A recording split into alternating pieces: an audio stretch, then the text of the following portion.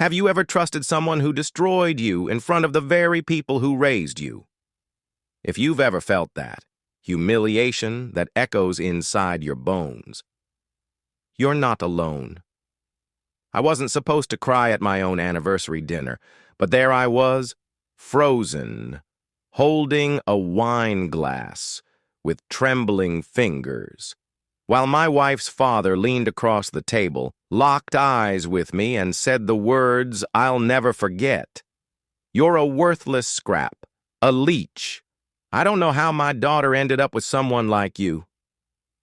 He said it loud enough for the whole restaurant to hear, loud enough for my own parents, who were seated right next to me, to lower their eyes in shame.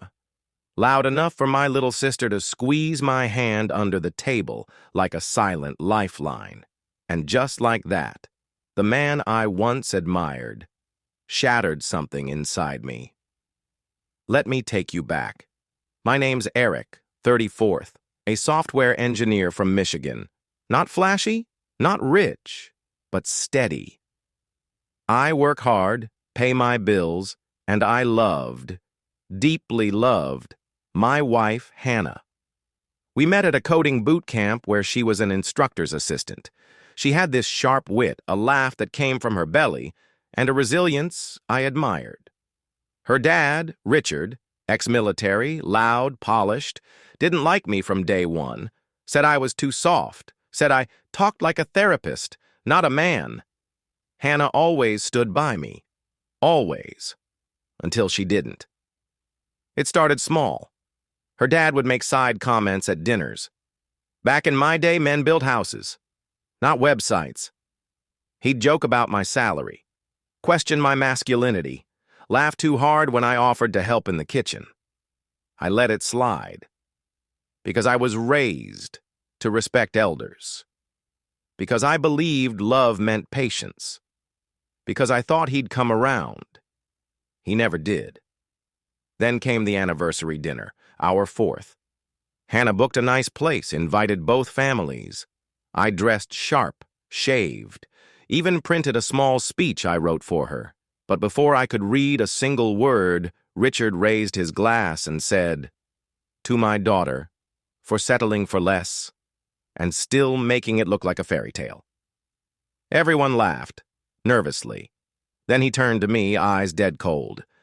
"You know, Eric, when I first met you, I thought you were just going through a phase, that you'd grow up, man up. But here we are, 4 years in, and you're still the same worthless scrap." Silence. Forks stopped. Glasses paused mid-air. My father looked like he wanted to get up, but he didn't. My mother, she just stared at the tablecloth. And Hannah? She said nothing. Not a word. I left the dinner halfway through. Alone. Sat in my car for hours. Then I drove to a motel on the edge of town and stared at the ceiling all night. Not because of what Richard said, but because of what Hannah didn't. The collapse. That night was the beginning of the unraveling. I tried to talk to her the next day. She said, "You know how my dad is. He didn't mean it. You're too sensitive." Too sensitive.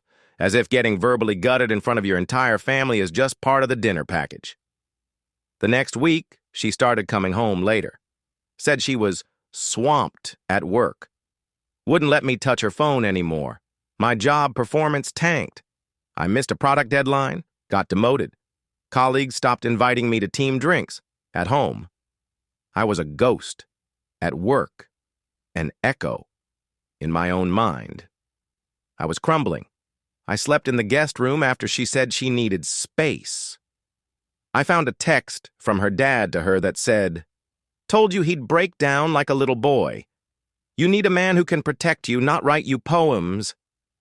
That was the first time I punched a wall. The awakening pain is loud at first. Then it goes quiet. 2 weeks after the dinner, I stood in my bathroom, shaving, looked into the mirror, and I saw him. Richard. Not in the literal sense, but in my jawline, in the tiredness, in the way I was starting to carry shame, like He carried pride. And I whispered to myself, you can hate a man so much, you become the thing you hate. That day, I stopped trying to fix Hannah, or her father, or their version of respect. That day, I started writing the plan, not out of rage, out of clarity, because if I was worthless scrap, then it was time I showed them just how sharp broken metal can be. The execution begins now. Richard had 2 pressure points. 1, his polished military reputation. 2, his obsession with legacy and control, and I had access to both. I spent 2 years collecting, slowly, legally, methodically. See, Richard wasn't just an ex-military man. He ran a consulting firm, one of those shady veteran-for-hire setups. Contracts in security, risk assessment, offshore gigs. He was loud about his patriotism, but very quiet about the private gigs that paid for his new truck and lake house. Turns out, some of those gigs involved falsified invoices and non-existent personnel. And guess who had access to his old family desktop? Me. He forgot I once helped set up their home network. He forgot I had admin access to the local backup. He forgot a lot. The 2 messages. 2 years to the day after that dinner, Richard received 2 messages. One was a manila envelope, sent to the Department of Veteran Affairs and the Internal Revenue Service, anonymously. Inside, digital records of falsified contracts, cross-synced email threads showing tax evasion, time-stamped invoices tied to fake names, screenshots of shady job offers he sent overseas. The other message was a text from me. It read, "From worthless scrap to sharp evidence. Tell your daughter she'll need a new emergency contact."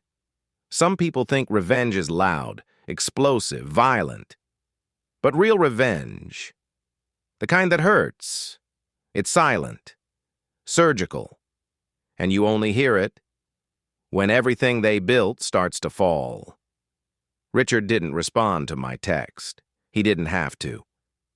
By the next morning, I heard through my now ex-brother-in-law that federal auditors were already at his office. Within 48 hours, his firm's bank accounts were frozen. Within 2 weeks, 3 clients dropped out. One, a government-linked firm, issued a public statement saying, "We have 0 tolerance for misconduct, even from former heroes." That part? That was calculated. I didn't want Richard arrested. Not yet. I wanted him dragged. In a town like ours, reputation dies faster than cancer. And Richard's identity was his reputation. So I didn't just destroy the business, I dismantled the myth of the man. The Whisper Network. See, the military is a brotherhood, but it's also a hierarchy, built on respect, rules, and appearances. Once word got out that Richard's firm was under audit, it didn't matter if he was guilty or not, he was tainted. Old colleagues stopped returning his calls. His invitation to speak at the Veterans Gala was regretfully withdrawn. And his face, once front page on our local paper during Memorial Week, was suddenly nowhere. Then came the rumors. Did you hear? Is it true? No one cared to ask me? Because the best revenge is when no one even knows you're holding the knife. Hannah's turn, about 3 months after I sent those messages, I got a call. It was Hannah. We hadn't spoken since I left, and yes, I left. Packed up the apartment 2 weeks after the dinner. Didn't yell, didn't argue, just left the wedding ring on her pillow and disappeared into silence. She sounded tired. "Hey," she said, "I just wanted to know. Was it you?" I didn't answer. She paused, then whispered, "He's ruined, Eric." There it was. Not sadness, not regret, just disappointment that her kingdom had crumbled. I asked her one question. "Did you ever think about how I felt that night?" Silence. Then, The line went dead. I didn't call back.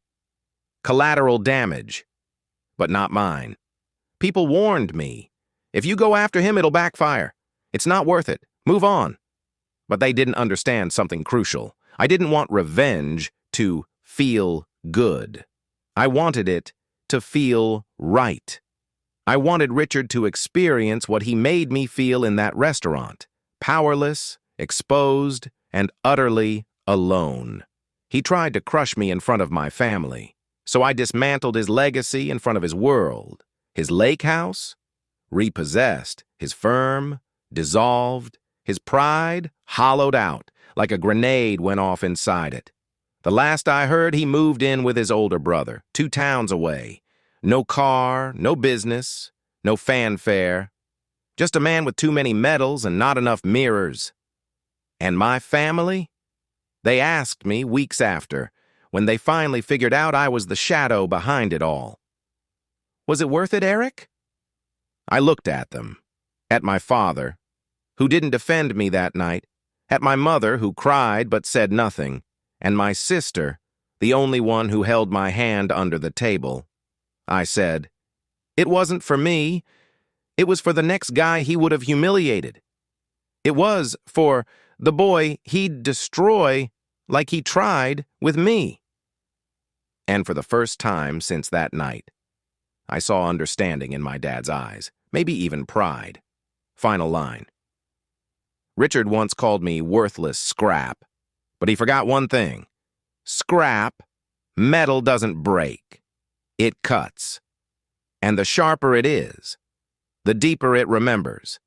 If you've ever been humiliated in front of the people you love, if you've ever swallowed rage just to keep the peace, you're not alone. Drop your story in the comments. Let it out, because here at Ultimate Revenge Tales, we don't just tell stories. We sharpen silence into weapons. Subscribe for more brutally real revenge, and remember, justice doesn't scream, it whispers. Then it strikes.